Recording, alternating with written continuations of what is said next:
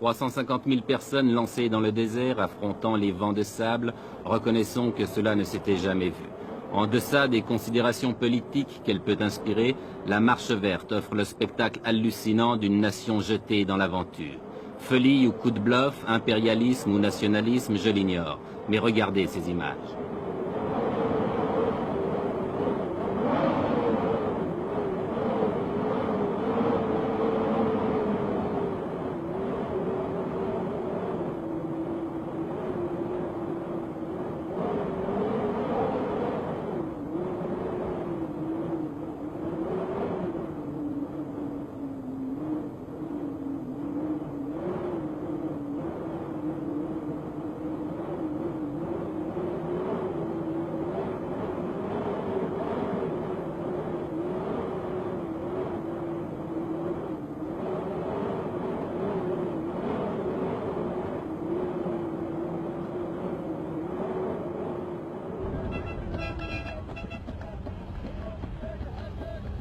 « 350 000 personnes dans le désert, cela signifie 10 000, oui, vous avez bien compris, 10 000 camions. En une journée, ce sont 5 convois comme celui-ci que nous avons rencontré sur la route. Par mesure de sécurité et pour éviter un trop grand désordre, tous les arrêts s'effectuent en dehors des localités.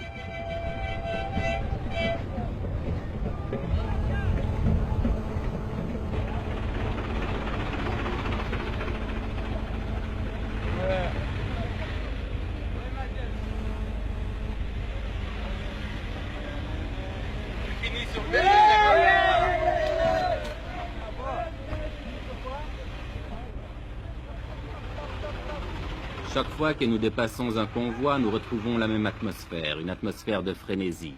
Et chaque fois aussi que nous interrogeons les gens, ils nous font les mêmes réponses. Écoutez.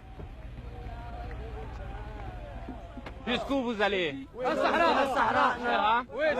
Pourquoi vous ne laissez pas le peuple sahraoui s'autodéterminer, choisir lui-même? Parce que le peuple sahraoui est sous la domination du roi. Comme vous dites, c'est... Sahara, c'est à nous. Non. Pour être juste, les Sahraouis sont aimés. Et les Sahraouis, ce sont des Marocains pour vous? Oui, c'est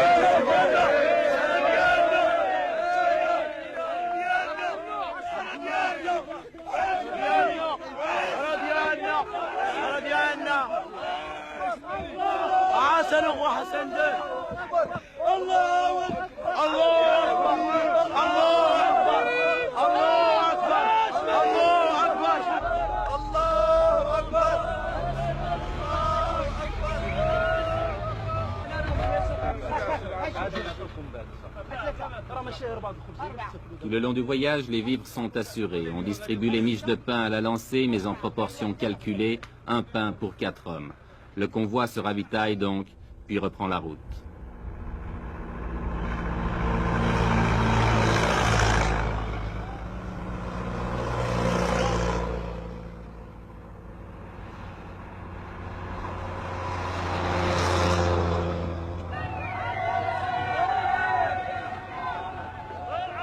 Oui, tout le Maroc vit à l'heure de la Marche verte. Oui, c'est devenu une épopée nationale. Chaque traversée de ville en témoigne.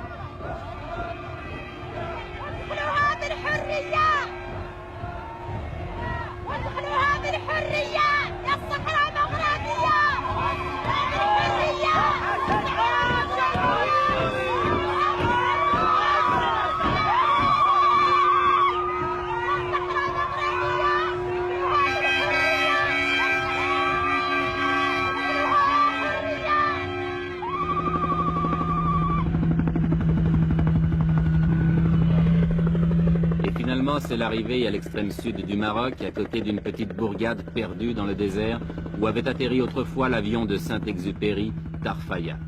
Tarfaya qui est maintenant devenu un gigantesque camp, dernière étape de la Marche verte avant la traversée de la frontière qui délimite le Sahara espagnol.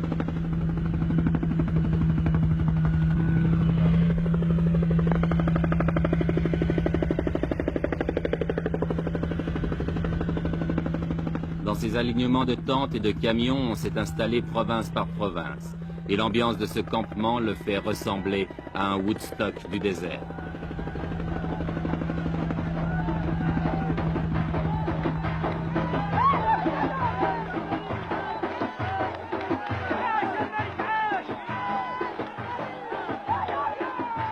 Car c'est tous les jours la fête, organisée ou pas. Ici, c'est la fête parce que le Khaïd, le maire de Tarfaya, est venu rendre visite à ses innombrables voisins. Lui, qui vivait seul ou presque dans son bled oublié au fond des sables, que doit-il penser de ce fantastique rassemblement ?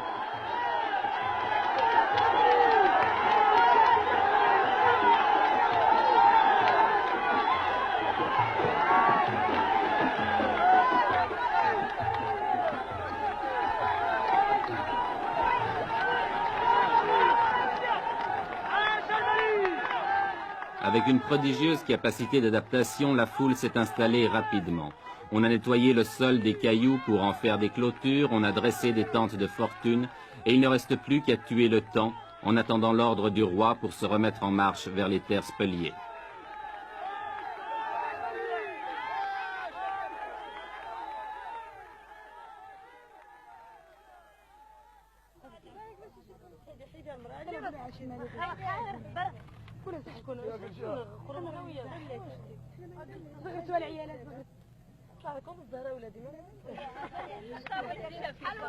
Les vivres sont distribués par les organisateurs, mais comme on n'est jamais si bien servi que par soi-même, on s'est mis à faire la cuisine, à frire les beignets, à faire bouillir le thé de menthe ou même à cuire le pain.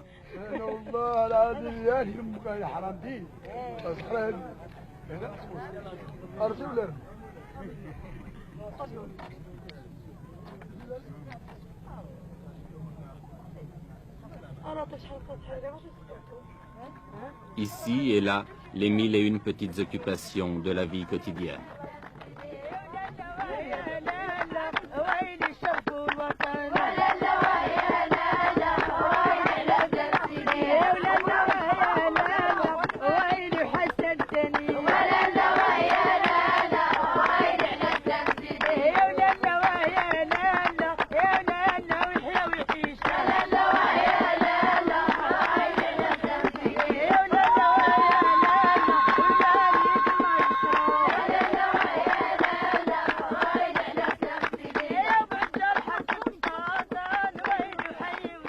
On danse, tandis qu'à quelques kilomètres de là, on se prépare peut-être à la guerre. L'Espagne, depuis le week-end dernier, a tout à coup durci sa position et ne semble plus du tout disposée à laisser pénétrer la marche verte sur son territoire. Que va-t-il se passer? Mais qui se pose ici ce genre de questions?